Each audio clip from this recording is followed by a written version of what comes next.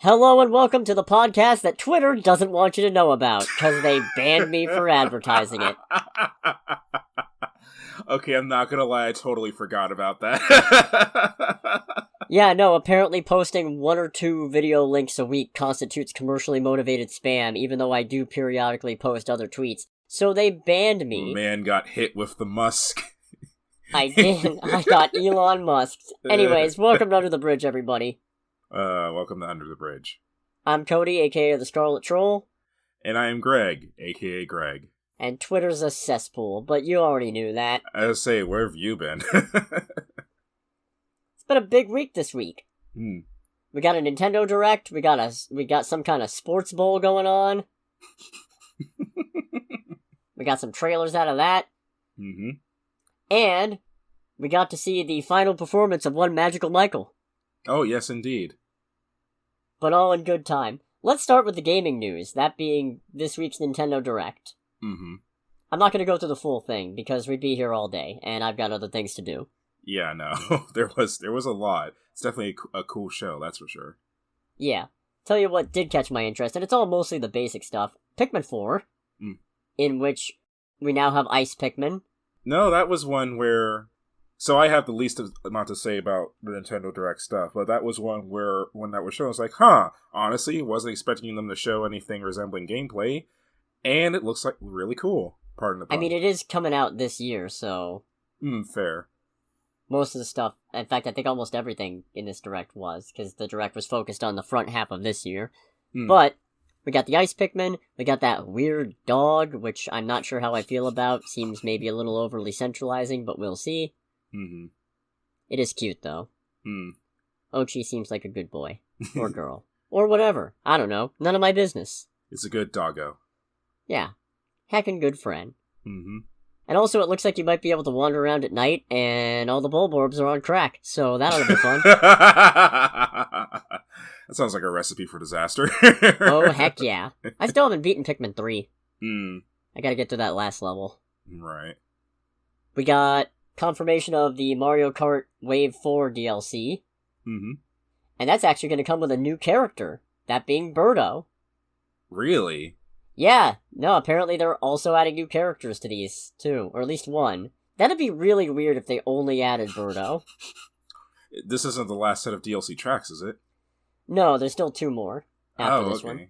Yeah, I figured with the general age of the game and whatnot, I'm surprised that new characters are a thing in general. Yeah, it's really weird. But honestly, Mario Kart 8 could use some more variety, since all the Koopalings are their own character. What is that? Fair. We got Metroid Prime Remastered, which is now out. Oh, like it's actually out and available right now? Yeah, digital. Oh, okay. We're never getting 4. It's never happening. They canned it. I'll guarantee it. Yeah, either that or they're like, we're still making 4, but man, people are still giving us so much money, so let's just take our time. Let's just keep going, huh? Yeah. No, that's good. I've never actually played a Metroid Prime, so this would be a good opportunity to get on that. Have you played the Metroid games in general? I played Super Metroid. That was a mistake. And I played Metroid Dread. That was less of a mistake. Okay. But I still haven't beaten Dread. We got a real nothing burger of a trailer for Legend of Zelda Tears of the Kingdom. I mean, yes, other than, I guess, actual release date and give us money. Here's limited edition. Here's dialogue and also the game's $70. Yes. Which means that game is going to be $70 until the end of time. Yeah, pretty much. Because Nintendo games don't go down in price. The Pokemon games were the first ones to, No, those are 60. Oh, like Scarlet and Violet are 60? Yep, still 60. Still should only be 40. Oh, okay, so the news out is the first Nintendo IP game to be $70 then. I think maybe in America? I think they've done it before in the UK. Oh, okay. Not 100% though, not my region. Not my circus, not my monkeys. Fair enough. And then the other big announcement is that Game Boy Color games and Game Boy Advance games, well, Game Boy and Game Boy Color games and also Game Boy Advance games have been added to Nintendo Switch Online, although Game Boy Advance is only available with the expansion pack. Oh, that's unfortunate. Yeah, you want to play Legend of Zelda, the Minish Cap? You gotta pay us extra. Nice. My thought process was going more towards, okay, so GBA Pokemon games on there as well. Please make them, as someone who doesn't really care about Pokemon, like make them, I don't know, like slightly less ridiculously expensive. Oh, they probably will. There weren't any Pokemon games announced during this except for the trading card game, which will be coming soon. The Game Boy, the trading card game for the Game Boy will be coming soon. Mm-hmm. But I think they're saving most of it for some kind of Pokemon Direct, since Pokemon Day hasn't happened yet. That's later this month. Okay, that would make a lot more sense to announce that there. Yeah, the games that they've currently announced, well, that are currently on there, because it started on the day of the Direct, are Legend of Zelda Link's Awakening DX, Tetris, Super Mario Land 2, Gargoyle's Quest, Game & Watch Gallery 3, Alone in the Dark The New Nightmare, Metroid 2, Wario Land 3, Kirby's Dream Land, Super Mario Advance 4, WarioWare Inc., Kuru Kuru Kururin, Mario Kart Super Circuit, Legend of Zelda Minish Cap, and Mario & Luigi Superstar Saga. Other games that are coming soon include Oracle of Seasons and Oracle of Ages, Kirby Tilt and Tumble, Metroid Fusion, Fire Emblem, F-Zero Maximum Velocity, and Golden Sun. Huh, okay. Well, Tilt and Tumble, I was originally thinking to myself, how does that... Oh, wait, this is just like, wait, no, it's a Nintendo Switch. Yes, it'll work. Well, Advance didn't have gyroscope anyway. No, it didn't. I don't remember. I can't remember. Oh, no, that was a Game Boy game. Never mind. So, yeah, that Super wouldn't have gyroscope. Yeah, because I was going to really say, I can't remember. I think that's one of the ones where it has its own sensor thing built into the cartridge, if I remember correctly. Huh. Either that, or I might be thinking of something else. Oh, yeah, built-in sensor. That's neat. Oh, okay, cool. Yeah, I was like, how does that work? And it's like, wait, no, it's a Nintendo Switch, you idiot. Yeah, it'll work. It's like, okay. A lot of those are very neat. I wish I had more to say than that, but I'm not a contributor to Nintendo's ecosystem, so. Fair enough. Anything else from the Direct catch your eye? Unfortunately, not enough to regurgitate. I like to watch the Directs just because I want to stay relatively up to date. And also, all the people I worked with are hard into Nintendo, so it's always fun to listen to their takes on the Nintendo stuff that gets announced. But I don't think there was anything that really stuck with me enough other than the Zelda trailer. And one of my coworkers immediately going back to his computer in his back office being like, and I need to see if I can get the limited edition now. Because he is a hardcore Zelda nerd. I do want that amiibo. Yeah, when I saw the amiibo, I was like, okay, that's the first thing to go. That's the first thing that's going to get gobbled up right away, so... Heck yeah. To those of you who are hunting for those, good luck. I hope you beat the scalpers with plenty of room to spare. Or with a stick. Or with a stick. Beating scalpers with a stick is also allowed. Very acceptable. One might even say encouraged. Not by me. Yes, by me. But by somebody. But by somebody. I certainly can't go on Twitter and tell you to beat scalpers with a stick because I've been banned.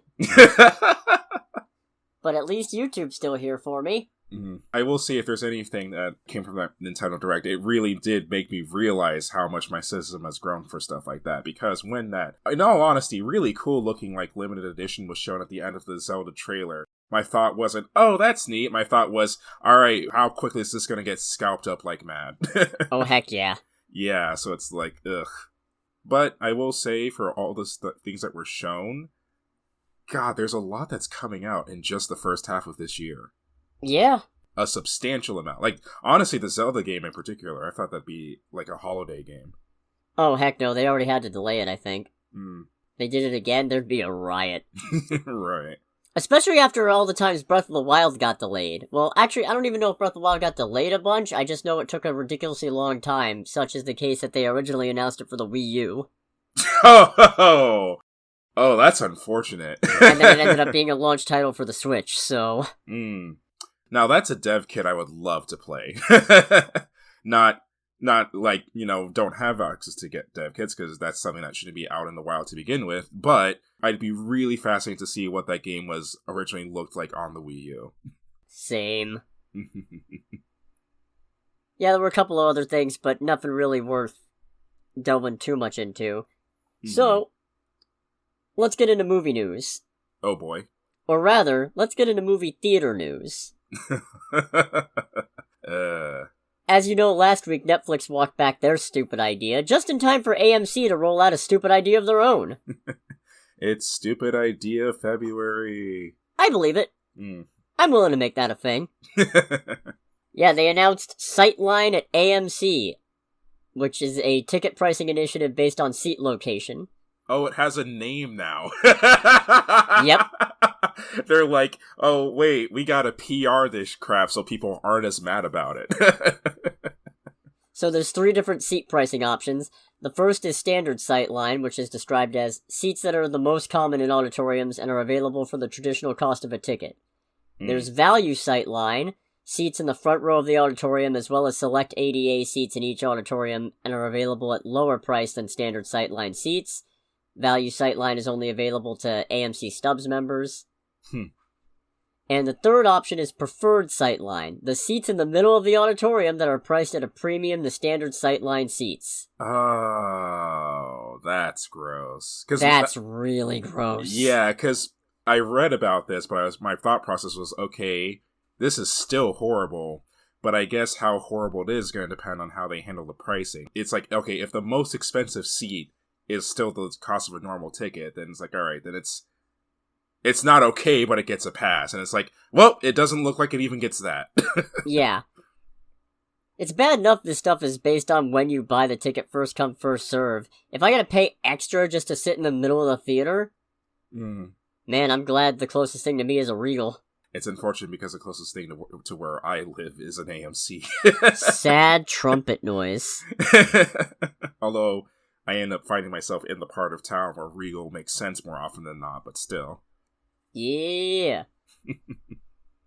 This is being applied to all showtimes that begin after 4 p.m. at participating locations, so it sounds like, at the very least, if you go see something in the afternoon, you can avoid it, hopefully. It's not applicable on Discount Tuesdays when all movie tickets are discounted to $5. It's... Oh god, just the one glass bullet point of hope. It's like, well, at least we get our $5 discount. So it's like, actually, no. Well, at least that's good. It means they're not upcharging you on Discount Tuesdays. True. That is true. The executive VP and CMO, Elliot Hamlish, said, Sightline at AMC more closely aligns AMC's seat pricing approach to that of many other entertainment venues, offering experience-based pricing and another way for moviegoers to find value at the movies. While every seat at AMC delivers an amazing movie-going experience, we know there are some moviegoers who prioritize their specific seat and others who prioritize value moviegoing. Sightline at AMC accommodates both sentiments to help ensure that our guests have more control over their experience, so that every trip to an AMC is a great one. So basically what they're saying is, if you're poor, front of the theater. AMC, we make movies better for a price. Hold on, I need to find out. I can't make an obvious joke out of American multi-cinema. Oh well. Disney's laying off a bunch of people. Oh no. Yeah, they're cutting 7,000 jobs, roughly 3% of their workforce. I don't mean to snort at that. I guess it's just the polarizing difference of 7,000 jobs, which is a very, sizable chunk, but it's like, oh, but it's only 3% of our workforce. God almighty, that's right, they are that fucking huge. Yeah. Bob Iger announced this during the earnings call for year-end 2022 quarter, and said, I have enormous respect and appreciation for the dedication of our employees worldwide. We are going to a really hard look at everything we make in general entertainment because things in a more competitive world have simply gotten more expensive. Which is true. Which is true. That is objectively true. But also gross. It is also objectively gross. Because they're looking to achieve $5.5 billion in cost savings. I don't remember how much Warner Brothers Discovery was looking to cut, but if there's anything niche on Disney Plus that you really liked watching, make sure to get that in while you still can, because I think he's borrowing Zaslav's axe, if you catch my drift. Yeah, or at least see if you can hunt down a physical release. That too. I'm gonna cut that joke. Okay. No one will ever know what it was. Because you're not gonna tell him. Nobody's gonna tell him. I'm not gonna tell him. I'll kill me before that happens. Oh, goodness. But on the upside, we're getting Toy Story 5, I guess. No! Right? No! Not again. Let it die! As someone who actually really likes Toy Story, please, for the love of Christ. 4 was already pushing it. 4 already trampled over the perfect ending that was 3. What are you gonna do with this one? Like, 4 was Andy Goes to College, correct? 3 was Andy Goes to College. 4 was the circus. Okay. Or the carnival? I forget. It doesn't matter. Nah. Bob Iger also announced that there are sequels for Frozen and Zootopia in development. Okay, Zootopia I can kind of get behind. The first one was really great. Yeah, I still haven't seen Frozen 2. Actually, now that I think about it, I haven't either. Yeah, so for all I know, that was good. I don't know.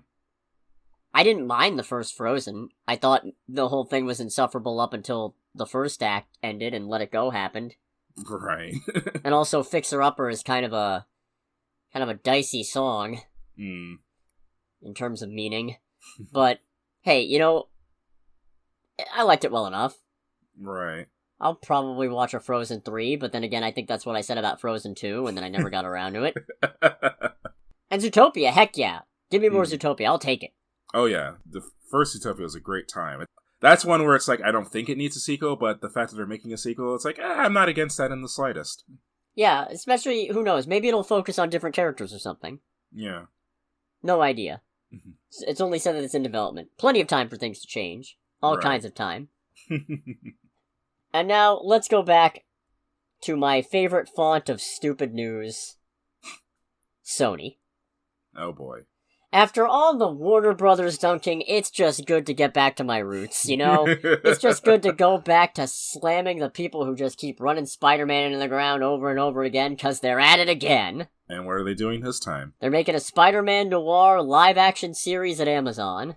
Does it involve Nicolas Cage? Probably not, because the main character will not be Peter Parker. What? I don't know how that works either. It's like, no, hey, we're gonna have Spider-Man Noir, but it's not Spider-Man. Right? Okay, I guess. But it will still follow an older, grizzled superhero in 1930s New York City. Luke Cage? No, presumably Spider-Man Noir. Although, can you imagine? Can you imagine if they did that? That'd be great, actually. They advertise a Spider-Man Noir series, and then it's Luke Cage, and then Marvel Disney sues them into oblivion because Sony doesn't own the rights. I'd love to see that. Well, who else was can you think of anyone else from, like, the Noir universe that would make sense? Okay, so I'm not super up to date on the Noir series, especially because the Noir series itself, to my understanding, is not actually super long. It's not a big, fleshed out, fully developed universe. Right. It's just a thing that they did that took off and got really popular, and then they put him in Shattered Dimensions, and that made him popular. And then they had Nicolas Cage play him in Into the Spider-Verse, and that got even more popular, and if they don't bring him back, I'll understand, but I'll be very, very sad. Right. But, okay, hear me out on this one. Howard the Duck Noir. Good night, everybody. No, wait, come back! We still have to talk about Magic Mike! Alright, make your case. Think of the sheer juxtaposition and the ridiculousness of I almost said hard-boiled. Of a hard-boiled detective series, I did it anyway. Played with all the grit and gritty cynicism that you would come to expect from such a thing, only it's a talking duck. Okay. Shit, I think I need to make a pitch to somebody. Where's my notebook? Oh, here it is. I'll let you roll with that one. Yeah, I mean, how am I going to contact him? On Twitter? Good luck! This is the second announced series of Spider-Man related stuff that Amazon is moving forward with. The first being Silk Spider Society, which we still barely know anything about. Right. But I guess we'll see how that goes. Let's go to trailer time. Alrighty. I'm very pleasantly surprised to say that there wasn't a huge buttload of trailers. And I say pleasantly surprised, but also a little bit disappointed. I mean, I'm cool with it just because of it being Super Bowl weekend and all that. It's like, oh god, how bad is it going to be? And it's like, alright, it's surprisingly light. True. despite being advertised as the big game trailer, we got the Fast X trailer before the Super Bowl. Yes, we did. And... Take it away. It looks like it's... From the trailer, it looks like it'll be a lot less insufferable than Fast 9, but that's not a particularly high bar. It's the whole thing of... I don't know. It's whatever predatory system that takes your money in video games. It's like, well, this one's at least lets you play the game. It's like, true. Oh, dear. But not great. The best part is, I watched this man watch the trailer, and he was doing the thing that you would expect me to do in any given superhero movie trailer, of just rewinding back and combing over details like, what is this? Okay, like, that's that. It's like, why are there rockets on this Chevrolet Chevelle? why are they Mad Maxing this this particular version of the Chevelle is kind of a piece of crap, but hey. I'm a little disappointed there was no sign of John Cena. Shut up. I got him.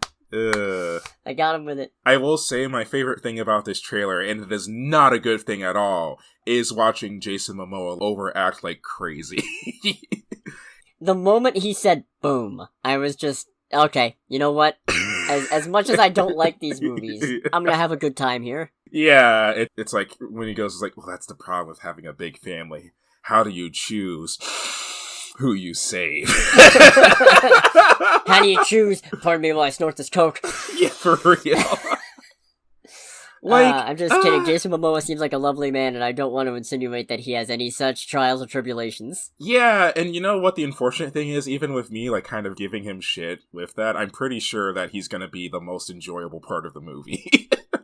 I do have that feeling of everything else is just gonna be, oh, please stop, but Jason Momoa will still be like, okay, please stop, but you're at least entertaining and not as insufferable as everything else around these people. I mean, it's a Fast and Furious movie. You have crazy-ass people doing stupid crap with cars that would actually kill any normal person, and the car itself, which the movies decided to be self-aware with already, so we can't really explore that again. Watch them explore that again. That bit with the helicopters.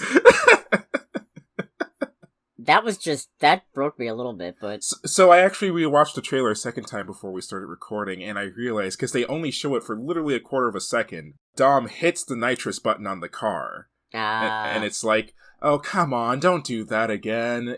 It's still BS either way, but it would at least be cool if he just did it just through, like, precision driving with this car. No, need the hot sauce too. It's like, It was funny because I also watched the trailer a second time, and I watched it with Greg, and at the end he just goes, yeah, that is what would happen if two helicopters tried to snare a car. They would end up spinning into each other as soon as that car exerted any of its own power. And I went, oh, good. I'm glad to know that part of physics makes sense. God knows, what would I do if it turned out Fast 10 wasn't obeying the laws of physics? Oh, the horror. My poor little heart couldn't take it. I mean, and by the way, for those wondering, different Greg from me. He is correct, and that is what would happen with two helicopters. It doesn't make it any less stupid to see in a movie, though. Nah.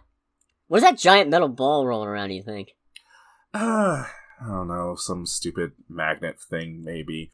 Oh, right, they have magnets now. Yeah. If there is anything I'm genuinely curious about, it's like, okay, what bomb did this dude set off in the middle of Rome, or wherever they are, to where it literally lifts a bunch of police cars off the ground, but does not damage any of the buildings surrounding them? That's the part that got my attention in that trailer.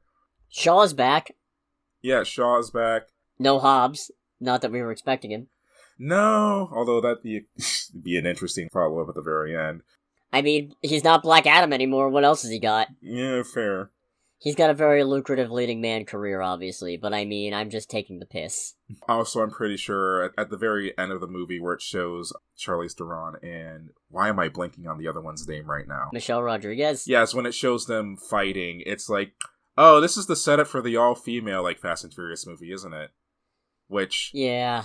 Which, now, the thing is that, you know, I have no problem with there being an all-female Fast and Furious movie. I have a problem with there being another fucking Fast and Furious movie at this point. Right, it's not that I hate the idea of anything to do with a film where all the leads are women. I just hate that it's another Fast and Furious movie. Let it end. Yeah, and I actually read a bunch of comments on movie subreddit of people reacting to it, and I'm like, all right, am I the asshole? Because everyone else maybe. It's I probably am, but it's I'm seeing so many people excited for it, and I'm genuinely happy that people are excited for it. I just wish I could have that level of excitement.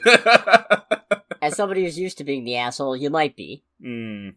Watch it be really good. Watch it somehow be better than most of the other Fast and Furious movies. I mean, the only skepticism comes from the fact that it's a Fast and Furious movie. Yeah, look, man, if it ends up being really good, I will happily eat my words. Because ultimately, even if I have something against it, well, as long as no scumbaggery is involved, good movie's still good movie. So yeah, if it ends up being a good movie, I will happily eat my words. But right now, so if they're making an all-female spin-off and Han is back as part of the gang, Gal Gadot is alive, right? I still haven't seen Fast 4 through 7, but I know she quote-unquote dies. But since Han managed to live through Tokyo Drift, she's alive. So, we'll get to this when we, actually cover the movies, but I'll say that her death is actually more insane than Han's death. So, if she does survive, I will actually be like, okay, fucking how? And don't give a stupid-ass explanation that insults the intelligence of the audience, please. Oh, they will. That's exactly what they did in Fast 9. Yeah, I know. That's what I'm saying. It's don't do that. So they've already done it once. What makes you think they won't do it again? You thought the car going into space was the end. Wait until Fast 11 when they land on the moon. And go racing. Would nitrous work on the moon? No, right? No, because there's no oxygen. Nitrous needs oxygen to work. What if you had an oxygen tank in the car? Theoretically? Because it's literally a mixture of nitrogen and oxygen reacting with fuel. Soft yes. I'm hearing soft yes. Alright, I was correct. Yeah, theoretically it could work. Don't give them ideas, please. I'm gonna, because then they need to pay me royalties. Fair. Yeah, it's a Fast and Furious trailer. I kind of hate it. Probably still gonna... No, I really hate it, but I'm probably still gonna go see it because torture. Alright. Looking forward to it. Prior to the game, as in several days beforehand, we also got a trailer for Universal's Strays. I was not expecting anything out of this, I'll admit, but now I'm loving it. No, I wasn't either. I was expecting freaking... and we just talked about this. Early 2000s movie where a bunch of animals get lost and they all talk. Homeward Bound: The Incredible Journey. Yeah, when I saw the dogs and Will Ferrell, I was like, well, okay. They don't really talk, they all just have, weird animal telepathy. Yeah. By which I mean you don't see their lips move because it was made in, the early 90s or something. Actually, I think it was before then. Oh, never mind it. But even still, it's okay, guys, we already had this. And then when the guy tells Will Ferrell to fuck off, it's okay, alright, you have my intrigue. How bad could this go? And it's oh, okay, yeah, I feel dirty, and I kind of want to see this. Okay, it was a 1993 remake of a 1963 movie based on a 1961 book. Jesus. Okay. Remakes all the way down, my friend. Fair. Remakes all the way down. No, but seriously, this looks stupid, but it also looks like a really good time. This looks like it's so much fun. Yeah. Because Will Ferrell is just a dog who's been abandoned by his shitty owner. They play games called Fetch and Fuck, where they go out, throw a ball, owner drives off without the dog, and when the dog makes it home with the ball, it just says fuck, and that's how he knows he wins. It's just such an awkward boy. Yeah, and then freaking Jamie Foxx as a French bulldog cursing out his reflection in a mirror. I was not prepared for that. And then he starts insulting Will Ferrell's reflection, and Will Ferrell's like, "Hey, this does not need to get violent." and then he gets nabbed by an eagle. Yeah, I was no, when that happened, it's oh shit, okay, this movie actually, I don't know about no chill, but this movie has very little chill. It's a very warm movie. Yeah, it's alright, I was okay, this movie has no chill at the whole, and I'm not making this up, humping scene, where they're all, humping, freaking lawn ornaments. And, Jamie Foxx goes, yeah, tell them you're Tell that gnome you're his daddy. Hello, gnome, I am your father. It's good to meet you, even under these strange circumstances. No, Reggie, stop. You're just... It's like, okay, this movie has no chill. Ego happens. Okay, this movie really has no chill. And then they eat mushrooms at the end. Yeah.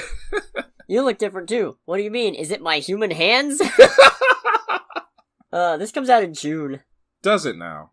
Yeah, June 9th. Okay. Looking forward to this. This looks like fun. Oh, heck yeah. Does anything else come out that weekend? Oh, I might have an excuse not to watch Transformers. Hey, there you go. Alright, we'll see. I'm probably gonna end up watching Transformers anyway, because I've already seen 6 of those damn movies, so what's one more? Really? Yeah, no, you have no idea how... Okay, so for those who may not know, I've been making an effort for movies that have sequels coming out this year that I'm not up to date on to get up to date by watching the franchises leading up. And so far, that's how I'm 1 Mission Impossible, 2 Magic Mikes, and 3 Scream movies ahead of where I was. Well, okay, 2 Scream movies because I'd already seen Scream. Ahead of where I was at the end of 2022.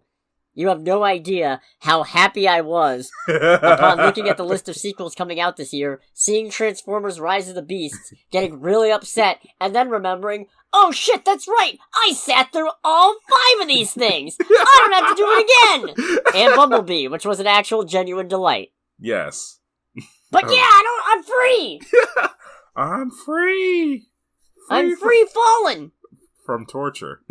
Yeah. And then during the game itself, the Super Bowl, the big enchilada. Indeed. We got some TV spots that I'm not going to talk about because they're TV spots.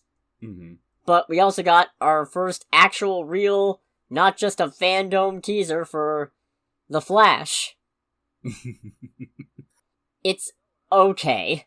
Okay, I was going to say, I'm going to let you take the lead on this one. Okay, so there are some things in here that I really like. Mm-hmm. And there are some things in here that I really don't like. And 2 of those things are Ezra Miller. Because I already wasn't a fan of Ezra Miller's Barry Allen before the whole criminal rampage started. Right. And it certainly hasn't endeared me to them now. But boy howdy, Barry 2, or Second Barry, or probably gonna turn evil Barry, I don't know what the fuck you want to call them, is just even more insufferable, because it's just Justice League Barry again. Only, maybe without powers, I don't know. And they're weird and creepy, and it's just like, the bit where they meet Supergirl, and he's just like, we're Barry. And then he's filming her on his phone and just goes, our kids are gonna want to see this. It's like, what? I hope you mean, like, yours and Barry's kids, and not yours and Supergirl's kids, because that's... Bruh. Yeah. That's creepy. Yeah, it's a little creepy. So, yeah, they're doing a Flashpoint, which is lame. That's the worst idea for the Flash's first ever movie, because Flashpoint itself as a story is only 12 years old. And it's so dependent on outside continuity, and it's such a complicated, stupid fucking mess of a thing, and it's... Well, okay, Flashpoint itself isn't all that complicated, but... Fuck. Just make a movie where he fights the fucking monkey! Alright, I need a little more context for that one. Just do Flash versus Gorilla Grodd, for fuck's sake! He's a super evil telepathic gorilla! What's not to like? Okay, alright, yeah, I know who that is. People saw 3 Planet of the Apes movies just in the last decade! You think they're not gonna shell out for a guy with super speed fighting an evil fucking gorilla? Do the Rogues! Give me Captain Cold, Heatwave, Mirror Master, The Top, Abracadabra, Rainbow Raider! Fuck! The Flash has one of the best Rogues galleries in comic history! Why is it always just evil, goddamn speedsters? Which it's not confirmed this is what this is gonna be, because it looks like he's actually fighting Zod, but... It's a time travel story. There's gonna be another evil speedster, and I'll guarantee you it's Altered Timeline Barry. I'll tell you what it's gonna be. Flash goes back in time to save his mom. Timeline goes screwy. Flash finds not Flash Barry. Tells him he needs his help. They start working together. it gets out that the thing that they did was save his mom, and that's gonna be the thing they have to fix. Barry, too, doesn't want to give that up, and or wants to preserve his own existence. Barry, too, turns evil. Barry, too, becomes Reverse Flash, or Dark Flash, or Himself, or whatever you want to call it. And... It was me, Barry. It was me, Barry! It's literally me, Barry! It was me, Barry! It was me, Barry! Barry! Shit, man. See, now, you know what's funny is that I couldn't think of how, but I thought, if anything, you were going to be upset over Supergirl and, like, Michael Keaton Batman. Okay, so, Supergirl, fine, cool, yep. I'm not a huge fan of the costume. Because it's a little... I wasn't a fan of the Man of Steel costume, and this is just that, but maybe a little brighter. Right. I'm happy to have Michael Keaton back as Batman, but there is one moment in this trailer that... And this is going to sound really stupid, because it's a moment that's... I should be really happy about, and it's the I'm Batman moment. Mm-hmm. I'm not going to begrudge them the use of the line, because A, it's iconic, and B, it's such a basic-ass fucking statement that it was gonna come up at some point. I am Batman is... You'd have to dance around it. Mm-hmm. You know, it's just a basic declaration of identity. So, yes, Batman is me. It's like, no, you got me confused with the other motherfucker wearing a weird-ass, like, bat costume. Yes, the individual known as Batman is in fact myself.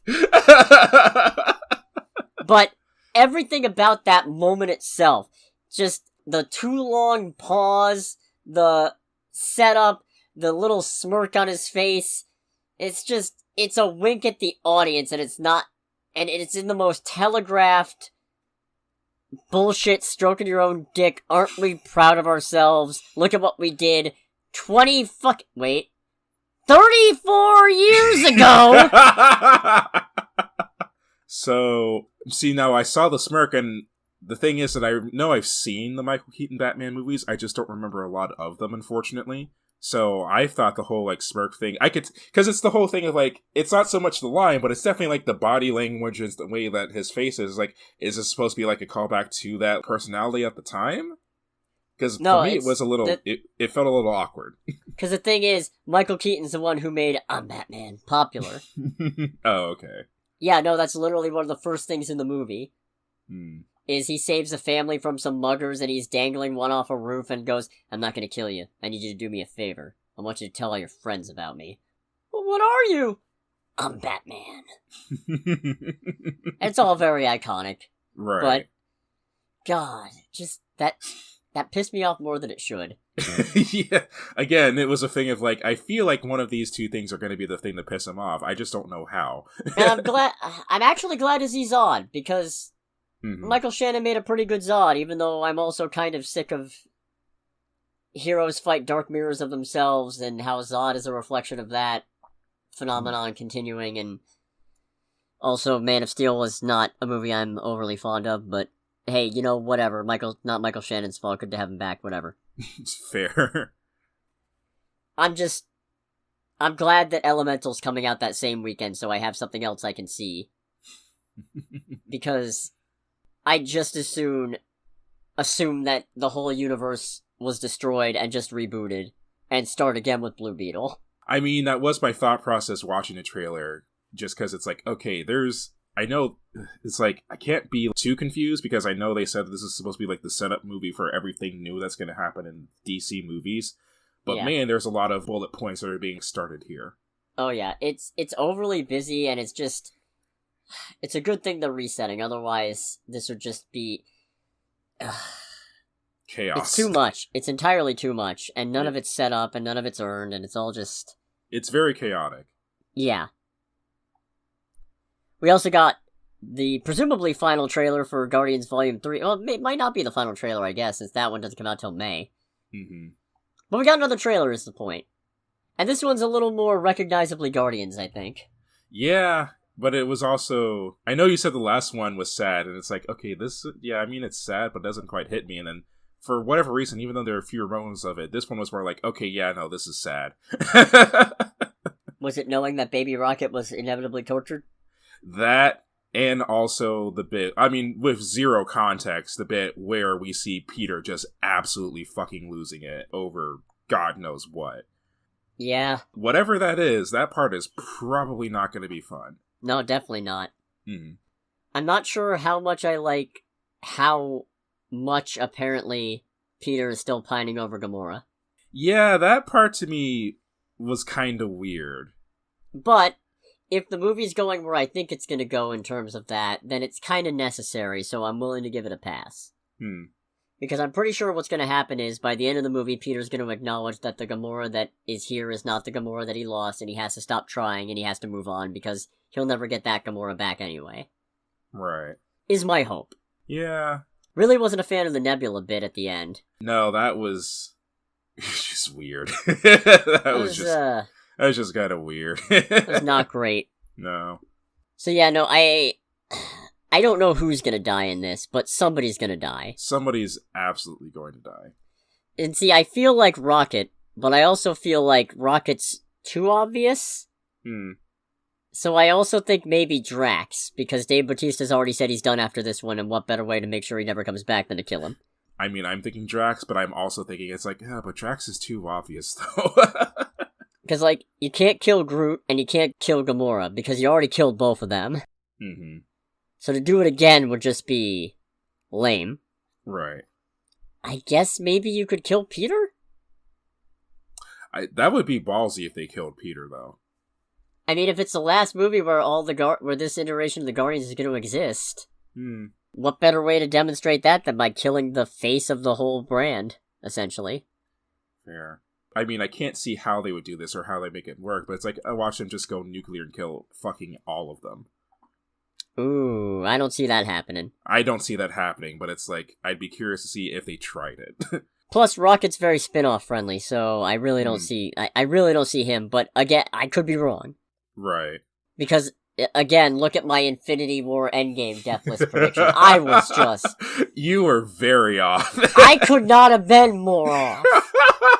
I think if I remember right, when we were watching it, you were just like, okay, so... Got that one.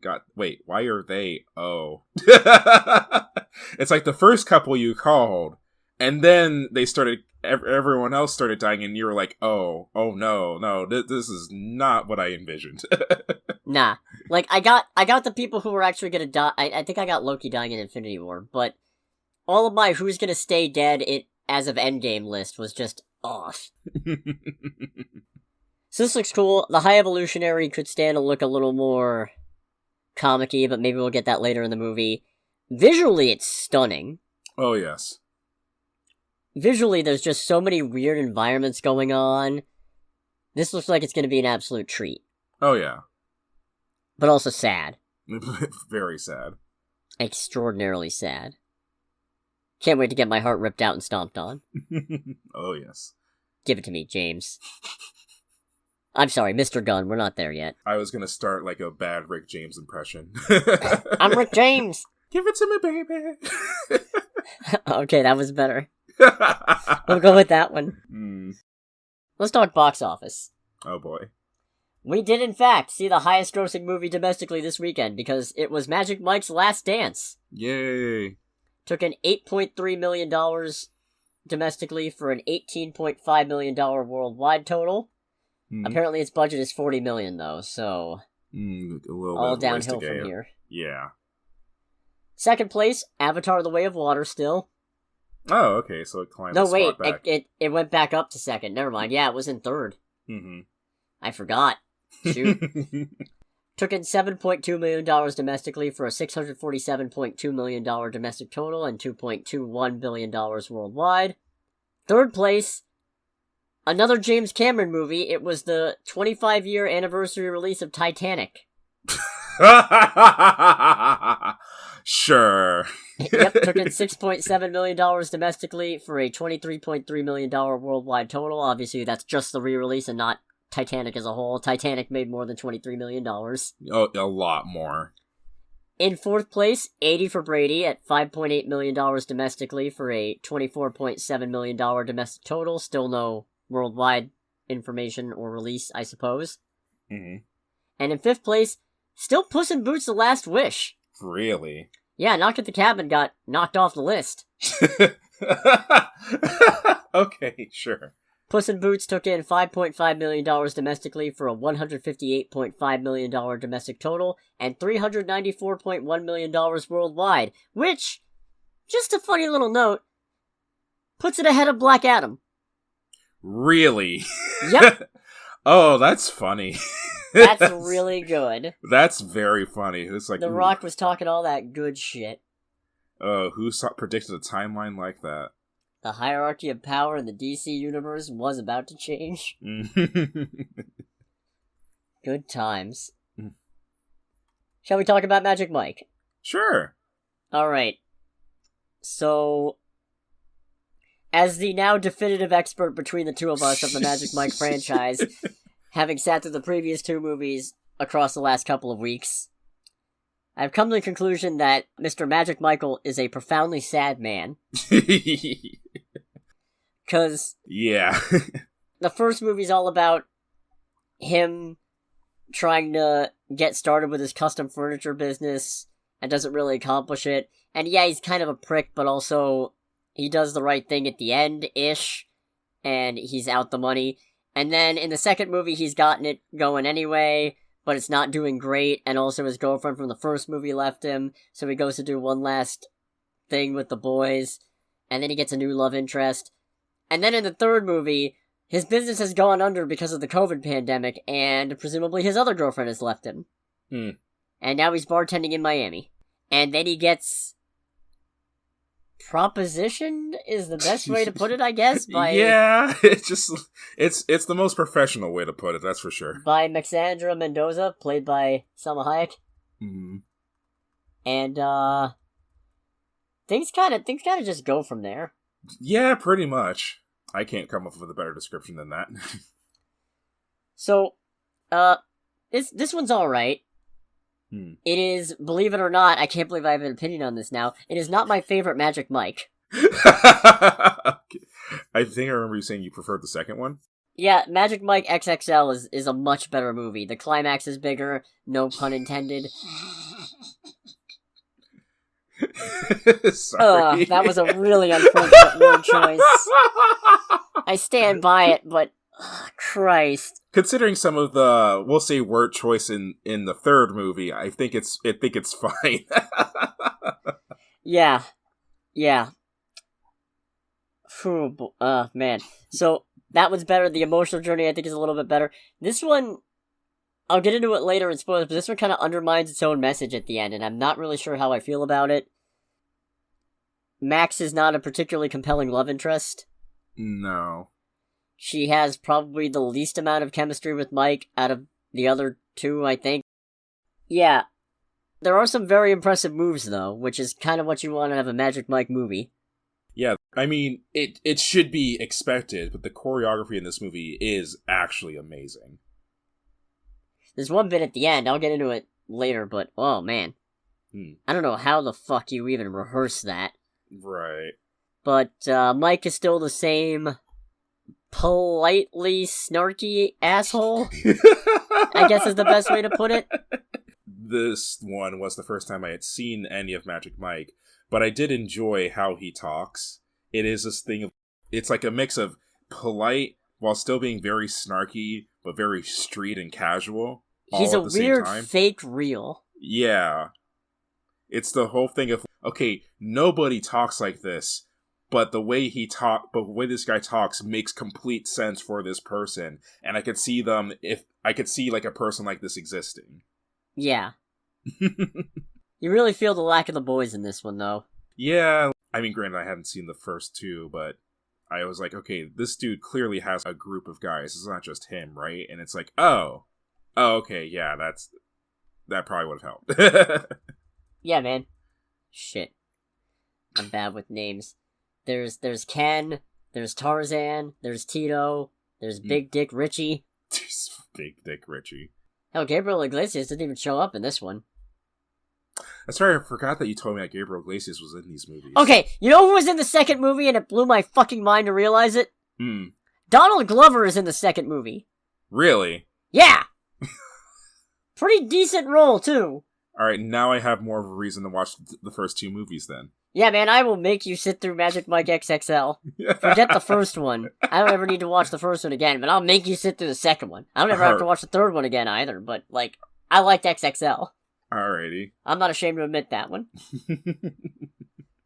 So, all in all, I think it was pretty good. It was very fun. Yeah, I definitely had a good time with it. Mm-hmm. Regardless of what I think of it as a movie. It's just the supporting cast isn't quite as... Some of the supporting cast is more engaging, but some of them are not. Right. It's a very mixed bag of a movie. It's hard to not spoil it because I feel like the trailers didn't really give a lot. Mm-hmm. Interestingly enough, this was supposed to be an HBO Max only release. Oh, really? Yeah, kind of like House Party, and then they decided to release it in theaters to try to recoup some money, and that was a smart play, even if it doesn't make back the whole 40 mil. You good to go into spoilers? Yeah, I'd say so. Alright, so if you don't want to get spoiled on Magic Mike's Last Dance, make sure to click away in 3, 2, 1. So Max is kind of a shit person? Yeah, she kind of is. It gets established relatively early in the movie by her daughter, no less. Her daughter, like, completely narcs on her. The whole thing of how she kind of goes through a phase, I guess, regularly of, oh, I need to have, like, a new project or person or what have you, and it kind of fizzles into nothing. And, oh, well, that's a little harsh. And then halfway through the movie, it's like, oh, no, that's actually how this works. It's not just that. It's also, like, she's kind of a shit mom. Like, we never actually see her mend fences or actually be there for her kid. Mm-hmm. And yet the kid is supportive all the way through, which good for her. Mm-hmm. But it's also just infuriating because it's like, what? Why are you supporting her? Shouldn't she be supporting you on something? Yeah. This feels like a backwards... I don't know. And then... So, the thing about the ending is... The whole reason Max puts on this show that she hires Mike to do is that she wants to reinvent this tired old play about will she marry for love or money by asking the question, why does she feel like she has to choose? And I think that's a valid question, you know? Oh, yeah. Financial stability versus emotional security is not a binary argument. You can have both. Yeah. And there's no reason why you shouldn't want to have both. But at the end of the movie, Max herself picks love, which is fine. That is the... I can't really say objectively, depending on your aims, but that is the generally agreed to be correct decision in this day and age. Mm-hmm. But it's still a case of, okay, what happened to having both? Yeah. Because now Mike's out the $60,000 because you can't pay him that. All just to put on this one show that not a lot of people saw. Right. Because it made you feel better about yourself, which... Okay. Well, it's not even the thing of not a lot of people saw. During the whole, like, when they're making the invitations, it's like, I want to say it's implied that they're not even selling tickets. Everyone who shows up got an invitation to the show. Yeah. So it's like, okay, so literally no money was made. It's like, all right, so how does everyone who's involved in this get paid? They get paid in exposure. Literally. Yeah. So, yeah, comparing this to Magic Mike XXL, the final show isn't as big, because in Magic Mike XXL, they're basically at a male entertainer convention at the end. Mm-hmm. So, they're basically the Hall H of San Diego Comic-Con, doing all kinds of fucking crazy-ass routines, and they do some here too, but none of it feels as big, because they're doing it on, you know, a small, like, theater stage that they've nonetheless expanded. So it all feels smaller, but not necessarily more intimate. God, I need to... These word choices are killing me here.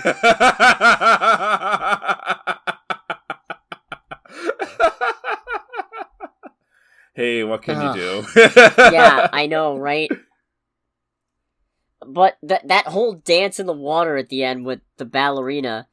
Mm-hmm. And that's another weird one, where it's an expression of how attached Mike is to Max, but also, A, I don't really feel that connection, and B, I get why Salma Hayek couldn't do it, but it's kind of undercut by the fact that he's doing this thing, acting out some of the most intimate moments of their budding relationship with another dancer who isn't her. Mm-hmm. So that's kind of weird, and feels a little inconsistent to me. Mm-hmm. I don't know. It's just... It had some really good promise, but it felt uninterested in exploring its own premise. Yeah, I will say overall, I felt like the second half wasn't as great as the first, largely because I think at that point the movie was just like, okay, I guess we're not going to follow our own rules anymore. The whole thing that you mentioned with the point of the play being, why do you have to pick both? And while Max makes a decision that I probably would have made, it's like, okay, but you still had to pick one over the other, so that kind of falls. Also, for me, it's a minor thing, and to be honest, it was going to happen anyway, but I was a little upset how throughout the entire movie, Mike's like, no, I'm not going to dance. I am not going to dance in this play, and he ends up dancing in the play. Well, yeah, I mean, it's Magic Mike's last dance. Yeah, I don't know. It's one of those things where it's like, yeah, it makes sense, but part of my brain was going like, it would have been kind of cool if they stuck with that a little bit. Actually, no, you know what? You're right! You're right! Because that just takes away another special element of his and Max's relationship. Mm-hmm. Because when he said he wasn't dancing, she did the title drop and said, I guess that means I got Magic Mike's last dance. But she didn't! Everyone that else ballerina in the theater did. Huh. I'm not saying I hate this movie, but... No, not at all, because the movie was not at all. This movie was still very fun, but it was kind of a thing of like, okay, it would have been nice if you follow your own rules, movie. You know what? One little thing that stuck out at me, one moment that I really like is when Max is basically convinced by her douchey ex-husband to give up on the play, and she's breaking the news to Mike, and she goes and walks away and gets in her car, and it follows Mike for a bit, and the camera's all disoriented and shaky as it follows him around. Mm-hmm.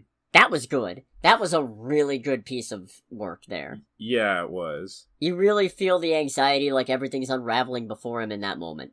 Mm-hmm. And I respect it. And I'm not usually one for camera work unless it's really good or really bad. Yeah, fair. Like the changing aspect ratio in The Last Night. Yeah, true. Oh, that was terrible. That's still one I still scratch my head at to this day. This movie also commits a cardinal sin that annoys the piss out of me, and that's flashing back to itself. Oh, well, like the whole, like, cop scene? Okay, that one was kind of funny, but I meant... No, because that's a flashback to an earlier movie. I mean, the bit when Mike is having that dance with the ballerina in the fake rain, which also, that blew me away, because how the fuck do you pull that off? Were you able to rehearse that? Presumably you had to get a plumber. When you said you needed a plumber, you needed them to, like, rework the water wiring or whatever you call it, the pipes, so that could happen. The water wiring, I said. The pipes. I'm calling, oh Mikey boy! But no, presumably that didn't leave a lot of time to practice, so did you just theory craft that in your head, and then, like, account for the friction differential? What the fuck? Is that why you're Magic Mike? During that bit, my thought process was, okay, where did they practice this? Because if this is just off the cuff, I am shocked, and I do not believe for a second that these people are not busting their ass right now. Somebody got wet on that ride. Mm-hmm. Crazy. But no, I hate it when movies flash back to earlier parts in the same movie. It's I get it. It's supposed to be, oh, look at how sweet, but it also just kind of reminds you of how short this relationship has been and how kind of fucking ridiculous it is that he's going all these lengths for her, and that they really don't have the best chemistry compared to him with some of his other love interests, and that, God, it's just, yeah, I get it. I've been sitting here watching this movie. I don't need you to remind me, thanks. It's not even like, okay, it's acceptable if it's like a once more with clarity thing where it reveals new details that you hadn't been privy to, but this is not that. This is just, remember how sweet that was? It's like, yeah, I was there. I was there an hour ago. Well, now you get to be reminded of how sweet it was, but I know how sweet it is. Roll the replay! That intermission screen was great. Yeah, what was that? I have no idea. What the actual fuck was that? Not a clue. Victor's great. I'd be lying if I said I wasn't lying, sir.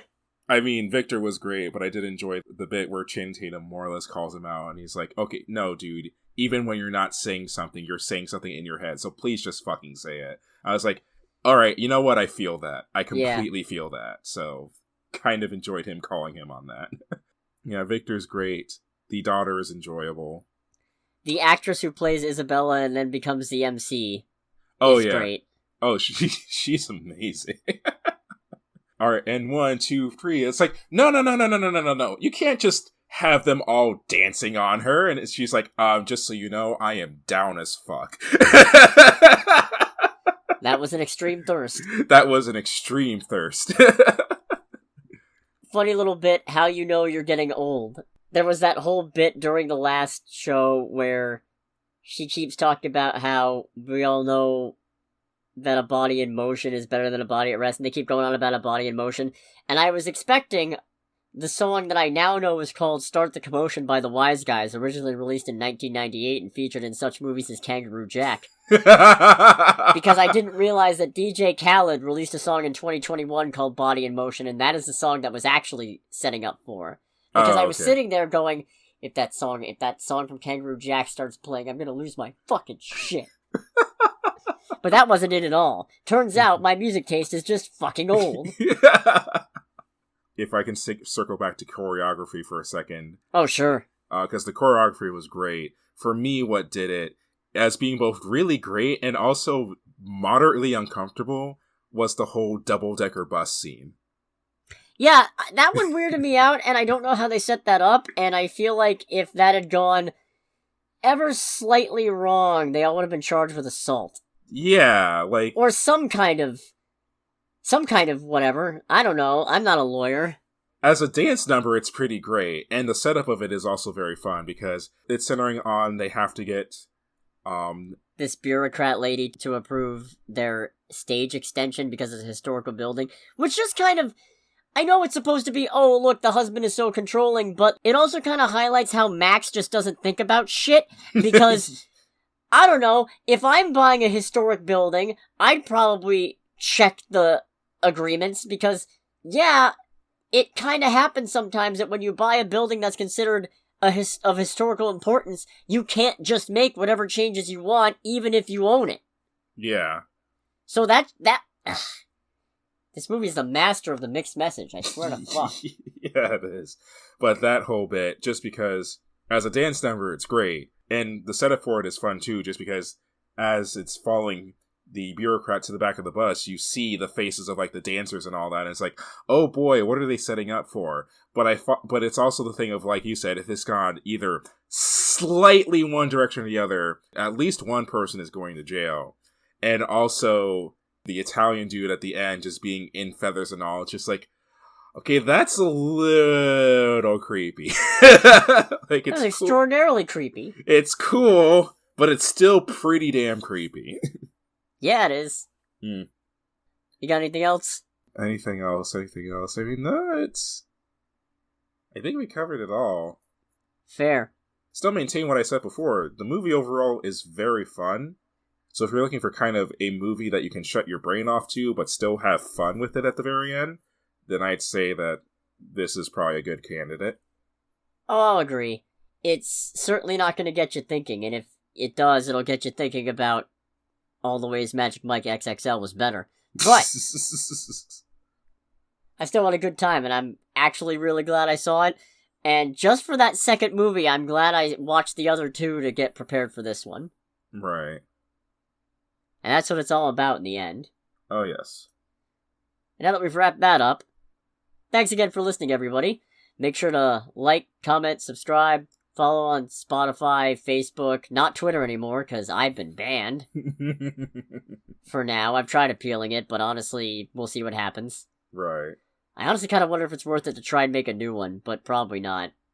I mean, what's the worst it can do? Ban you again? You're right! Might as well give it a go! So we'll see. Maybe I'll be back with a different Twitter handle. I don't know. Mm. Next week, it's Ant-Man and the Wasp: Quantumania, and also I'm probably going to have something to say about Winnie the Pooh: Blood and Honey. Oh, that is this week, isn't it? Yep, that's Wednesday. Oh, God, why do I have to work that day? I am sorry. It's fine. Yeah, there's literally only one showtime, and it's the 15th at 7 p.m., which is just absolute horse shit. I get a one-day release, but the least you could do is have multiple showtimes for it. Yeah. Some people have things to do at 7 p.m. on a Wednesday. Fortunately, I'm not one of them. Yeah, so if you have things to do, like close their store. Yeah. But, in any case, that'll do it. We'll catch you guys next week. This has been Under the Bridge with Cody, aka the Scarlet Troll. And with Greg, aka Greg. Bye, everybody. Goodbye.